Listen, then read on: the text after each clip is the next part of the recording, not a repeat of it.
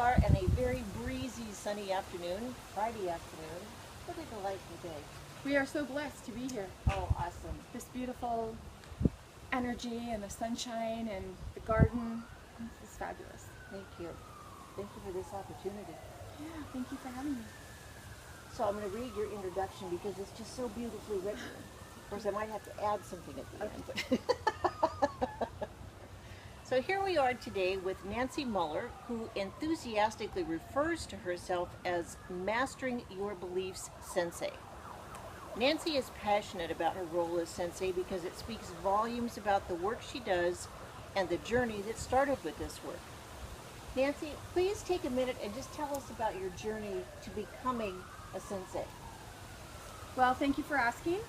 And it's something I'm really passionate about because I absolutely love my life, as you know, Susan. I do know. So my journey to becoming a sensei, it started when I was a child. My childhood was full of mental abuse, physical abuse, emotional abuse that escalated to sexual abuse by the age of 12. And I'm a child of the Bruce Lee era, so I thought, man, if I could learn to fight like him, no one would ever touch me again. How awesome would it be to be able to defend myself and to keep something from happening to me that I didn't want to happen to me? And I believe that, when you're raised on violence, violence looks like it's the answer. And so I really wanted to study martial arts. That was just something, a passion in me, a burning desire, let's put it that way. Yes. And so it wasn't until I was in my 30s that I actually became a student, competitor, and teacher in the martial arts. And what it did for me was transformative. It was transformative because I went in for the physical aspect to learn how to fight. And what I realized was, as I was embracing the philosophies behind the martial arts, that's what was truly growing me spiritually. And I really thought that I was going to start my business teaching self-defense to women. My first business was called WAVE, Women Against Violent Encounters. My workshops were highly attended. Women loved them. They were coming in droves to learn self-defense, and they were really excited about this empowerment piece as well. But I soon learned that as I was watching the women, they weren't really interested in learning the techniques, the basics behind the techniques. So as a martial artist, I had to kind of step back and say, well, if you're not learning the basics, which is how to keep your balance and where the punch comes from, then why are you here? What are you doing? And then I realized that it was exactly why I absorbed the martial arts so highly, is because it was the philosophies. It was those philosophies that I was teaching them, and they were taking that with them into their lives, their business, their careers, their relationships, and putting it to use. And so that's where my my business transitioned pretty much organically from teaching self-defense to the coaching that I do today. Fascinating. What I'm hearing from you is that there's two components. There's the technique, and then there's the philosophy. And Right. what was more attractive, kind of secondary, was really the philosophy, although perhaps what brought them in initially was the fighting, the technique.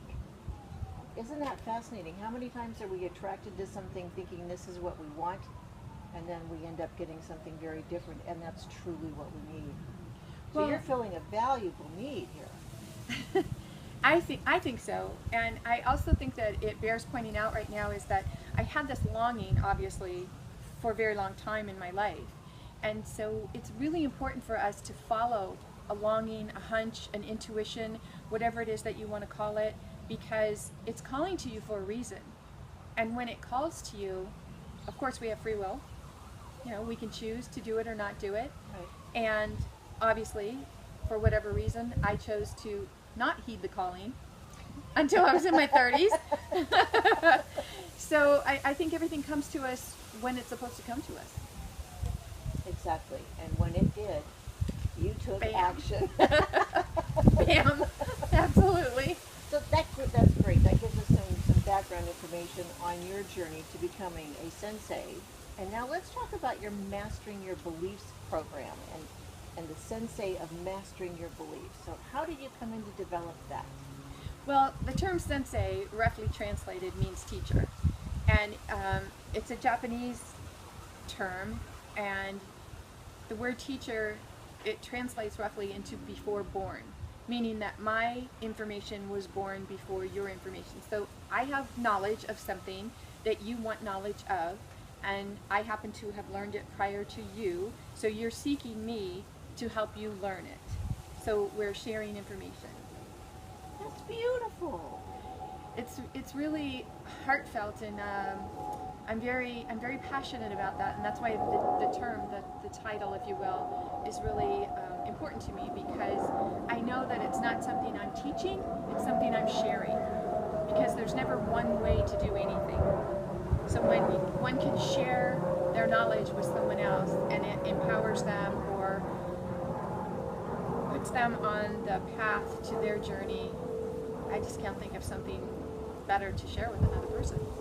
I have to say, from personal experience, you do that so generously. Thank you. You do. You have a gift. Thank you.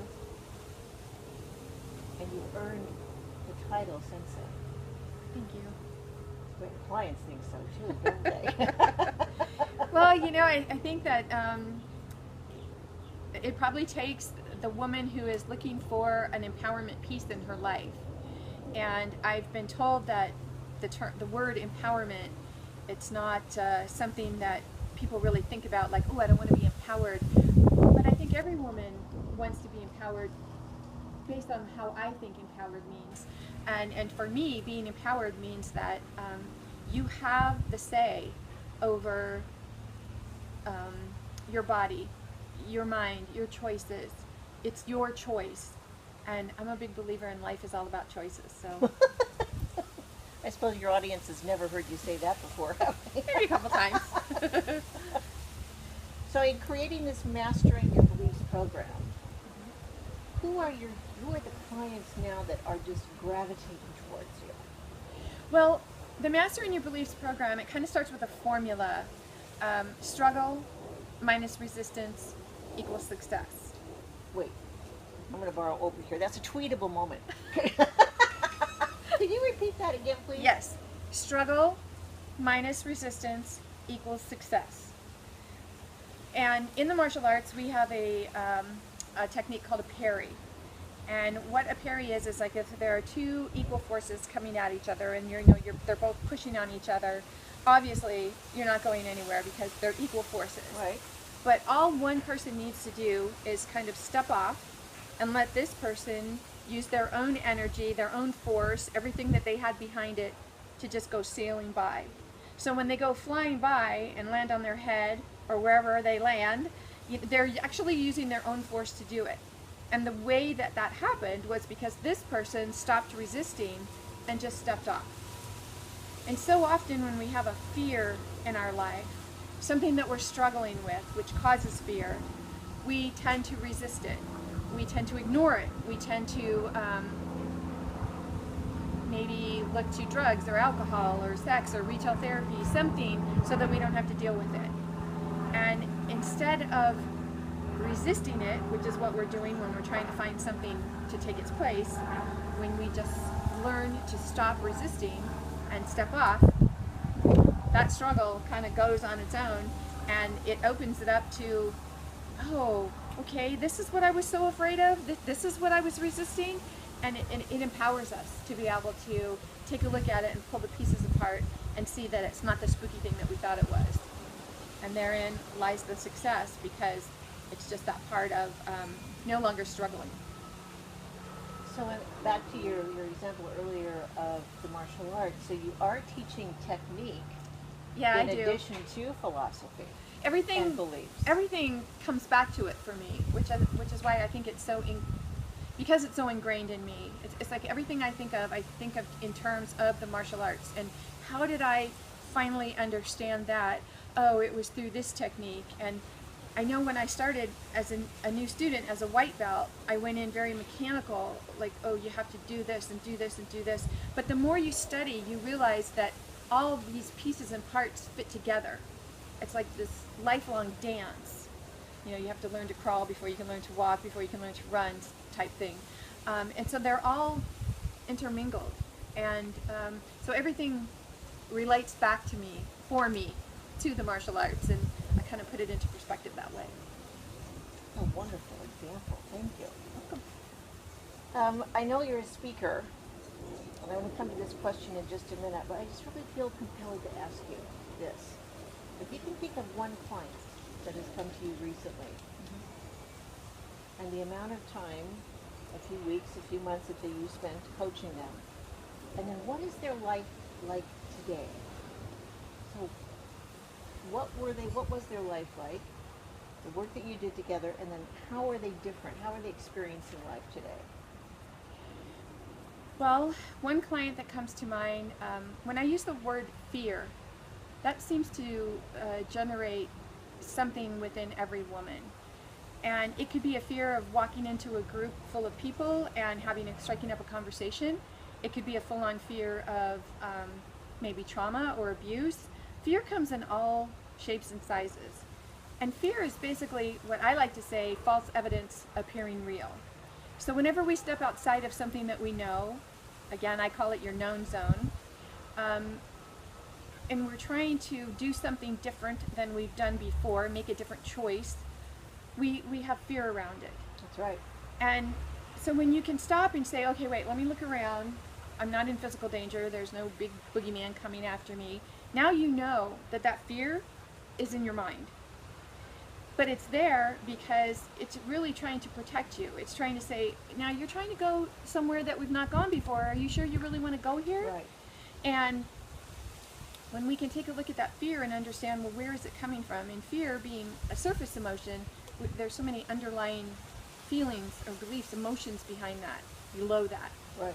So that's the core of what we get to.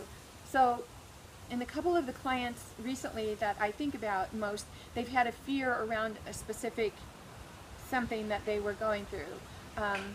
For women, it could be a fear of divorce. Exactly. You know, we go from something that we've known forever and ever, now we're thrust into something that we don't know. I myself, I was married for 32 years, and then when I found out my husband wanted a divorce, I thought, well, what does this even look like, a life on my own? It could be a fear of just asking for a promotion, or just wanting to have recognition at work, or wanting your partner to pay attention to you and validate your needs, what it is that you need. Or maybe a mom who is maybe so caught up in her children, and of course she loves them dearly, but she's kind of losing herself in all of that. And then that wanting to try to claim some self-care time, or time for herself, or an identity for herself. There's a fear around that. Well, will I still be a good mom? So fear crops up in just about any new endeavor that we decide to partake in. So what I'm hearing from you, Nancy, is a client would come to you, a prospect, with something that has them troubled, fearful, uncertain, and in going through your program, what I'm hearing then the outcome is confidence. It's belief. It's, I can do this. Oh, I just get chills even saying that. I can do this. One of the things that I'm really passionate about are the women that I work with who have some sort of really heavy belief that they don't have a lot of self-worth or self-esteem, and they feel that they're less than. That can be really heavy on our heart. Yes. And especially someone who's gone through some type of abuse or trauma, something in their past that they think defines them. I know for myself, I thought that I was absolutely worthless based on events that I went through in my childhood. Who would ever listen to me or pay attention to me or care about anything that I have to say? And my belief in myself, was so low that it absolutely excites me to think of where I was and that childhood belief and where I am today. And that's how I know that this works, because I was my first client. And I'm a big journaler, and so over the years, just paying attention to what worked, what didn't work, what did it bring up for me, how hard it was to move through. Okay, but I had to stay here for a little bit. And that's why this process isn't something that happens overnight. This process is something that a person has to be committed to. The woman really has to want to make changes in her life. She has to be committed. And what a benefit. The outcome, Oh, it's life-changing. That sounds so quaint or trite. It's transformative. It's just, oh my gosh. To have that feeling of empowerment and so much self-worth that you just absolutely love who you see in the mirror every day. It's amazing. it is. To go from that person with zero or very little self-worth to the recognition of the uniqueness and the beauty and the wonderfulness that each one of us possess, and then own that. And the love of self, finally. The love of self. It's like, are you kidding me? I am awesome. And I mean, because that's what we're all here to do. Be our most authentic self, the best us that we can be, and then share that with other people. That's what we're here for. You're extraordinary. Thank you. Extraordinary. Okay, what message? Oh wait, I'm sorry, I missed the speaker part. We have to go back. Oh, okay. Stop. So, It's okay. All right, go ahead. I know you're a speaker. What types of audiences do you like to speak to? Ooh, I love to speak with women's groups, maybe at retreats, or maybe someone's having a weekend retreat, or an all-day retreat, a seminar, where women are really looking for a way to be empowered. How can they attend several hours of something and walk away with tools that they can begin using immediately? So whether I speak to someone for 20 minutes, an hour, or a 4 to 6 hour workshop, or an all weekend workshop, that's what really lights me up. Can you tell? I can tell. So if someone who's listening today wants to get in touch with you, how would they do that? Well, you can visit my website at www.masteringyourbeliefs.com, and there's tons of ways that you can get a hold of me there. I'd love to hear from you. That's cool. Do you have a Facebook? I do. I'm on Facebook, Pinterest, Twitter. It's all right there. Most of them are at Nancy Beginnings. Okay. So what message would you like the women who are watching this video today to take away? That you matter. No matter what you think, you matter. And it's not what happens to you that matters. It's what you do with what happens to you that matters.